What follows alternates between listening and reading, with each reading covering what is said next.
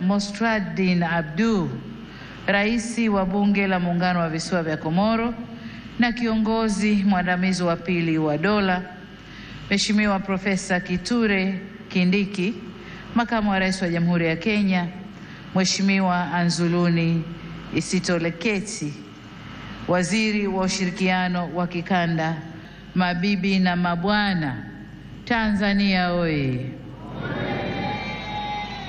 Nianze kwa kumshukuru sana Mwenyezi Mungu kwa kuturuzuku uhai na kutuwezesha kushiriki sherehe hizi za kihistoria kwa taifa letu.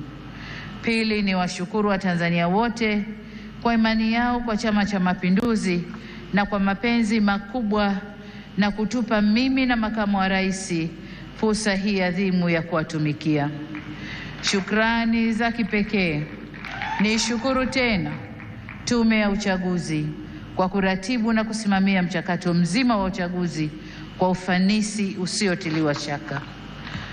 Pongezi zangu pia ziwaendee wote walioshinda kwenye nafasi za ubunge, ujumbe wa Baraza la Wawakilishi na udiwani kote nchini.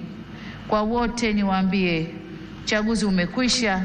Sasa baada ya kuapa, tukafanye kazi ya kulijenga taifa letu na kujenga utu wa Mtanzania.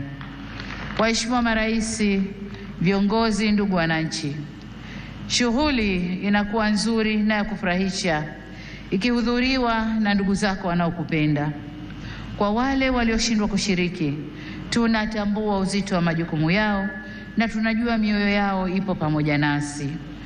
Uchaguzi ni fursa kwa wananchi kueleza matakwa yao ya aina ya viongozi wanaodhani wataweza kuwatumikia vyema na kuwaletea maendeleo endelevu.